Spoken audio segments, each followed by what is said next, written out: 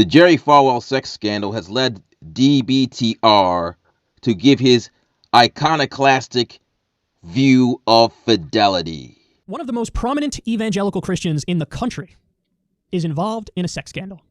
CNN's Anderson Cooper spoke to one of the people involved. I'm not kidding when I say this. It sounds fake, but it's real. There's a pool boy by the name of Giancarlo. It's so ridiculous. It's that guy right there.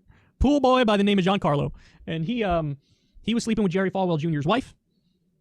You're going to hear some of the details here, and then I have a lot to say about it.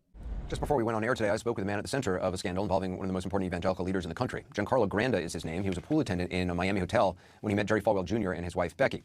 Some of their relationship remains in dispute, but both sides agree that Granda had a sexual relationship with Becky Falwell. Granda has said that Jerry Fallwell would watch them. Both Falwells deny that. They say Granda was trying to extort money from them. Granda denies that. Our discussion involved both sets of allegations as well as how we first met the Falwells. Let's just start at the beginning of how you came to meet them. Right. So you met them at the Fontainebleau Hotel. What happened? Yeah. Fontainebleau Hotel, work shift. I noticed this woman behind me staring at me. She's staring at me. She's flirting back and forth, and she invites me back to her hotel. But before she invites me back to the hotel, she's like, "Hey, by the way, my husband, he likes to watch. And immediately I pulled back, and I thought it was a little bit odd. I don't like to shame anyone for anything. It's okay, but I did find it odd at the moment. And she's like, "Don't worry. He's not gonna intervene. He's just gonna watch in the corner of the room. He's gonna watch in the corner of the room." And I'm like, "Okay, I'm a 20-year-old single guy. I'm like, why not?" Did you know who they were at that time? I had no idea who they were. At the end of my work shift, they called me through a blocked number, and then they told me to meet them at another hotel. And it was right by the Fontainebleau. I meet them at this hotel. I walk into the lobby, and Becky's sitting there. She's nervous. I'm nervous. She offers me whiskey to calm down, to relax. And then shortly after, we go up to the room. You're 20 years old, boy. I was 20 years old, the age of a Liberty University student, right? That's really important to remember.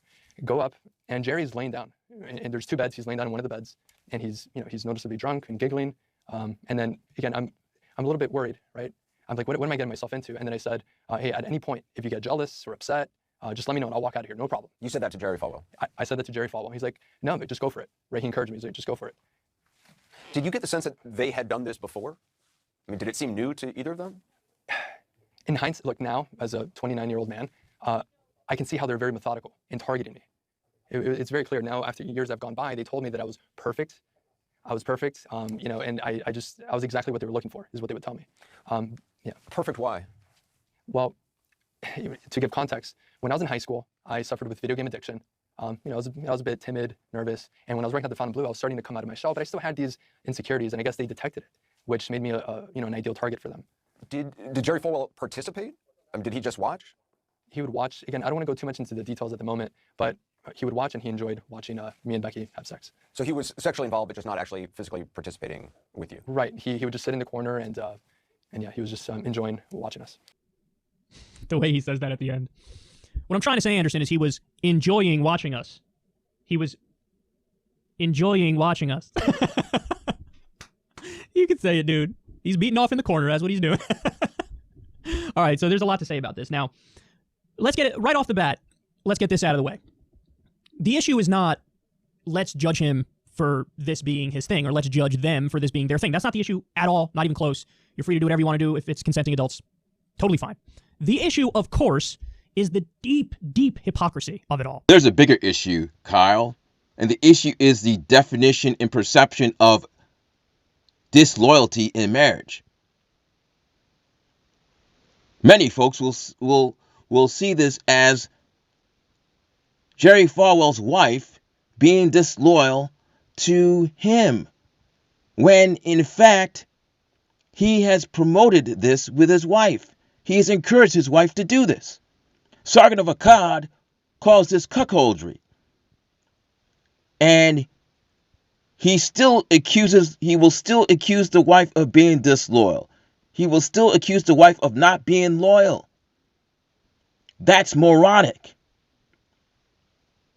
Their definition of sexual fidelity is sexual chastity outside of marriage. It does not require an action. There is no duty to perform an action. There is no preference. This definition of loyalty is absolutely meaningless. I hate to say this, folks, that monogamy is not loyalty. Yet Sargon of Akkad and Peterson continue to promote this idea that monogamy is loyalty. It's not. It has nothing to do with loyalty. Loyalty, from society's perspective, is sexual chastity outside of marriage. It's fundamentally false. So keep in mind when I say loyalty, I'm talking about society's definition, not true loyalty. Now, if you decide not to have sex outside your marriage, that is your choice, but please do not think it's an objective moral standard.